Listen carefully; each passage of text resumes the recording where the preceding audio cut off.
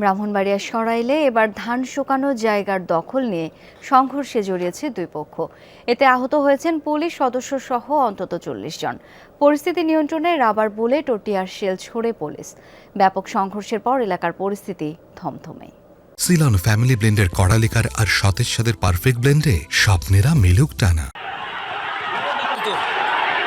গ্রামের দুই গোষ্ঠীর লোকজনের মধ্যে প্রথমে কথা কাটাকাটি, পরে খোলা ময়দানে রণসাজে হাজির দুপক্ষ। এক পর্যায়ে বাধে তুমুল সংঘর্ষ, যেন যুদ্ধক্ষেত্রে পরিণত হয় পুরো এলাকা।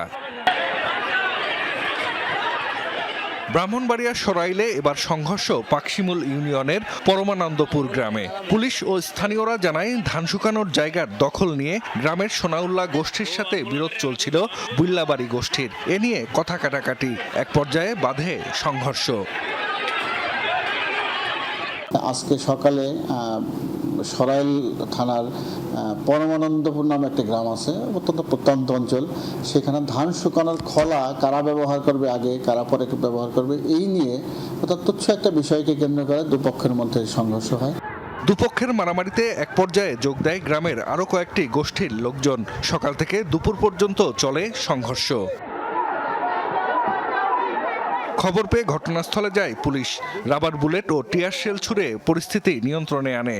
সংঘর্ষে ৫ পুলিশ সদস্য সহ আহত হন অন্তত ৪০ জন। তাদের বিভিন্ন হাসপাতালে নেওয়া হয়। এই ঘটনা যারা ঘটিয়েছে তাদের বিরুদ্ধে আইনের কঠোর প্রয়োগ করা হবে। শুধু এই ঘটনা না, যারাই দাঙ্গার সাথে জড়িত বা দাঙ্গায় মদদ দেয় বা দাঙ্গায় অংশগ্রহণ করে তাদের বিরুদ্ধে সর্বোচ্চ আইনগত ব্যবস্থা নেওয়া হবে এবং তাদেরকে কোনোভাবেই ছাড় দেওয়া হবে না। এ ঘটনায় বেশ কয়েকজনকে আটক করেছে আইন শৃঙ্খলা বাহিনী। সংঘর্ষের পর এলাকা থমথমে, মোতায়েন রয়েছে পুলিশ। জাহিদ হাসান, যমুনা নিউজ।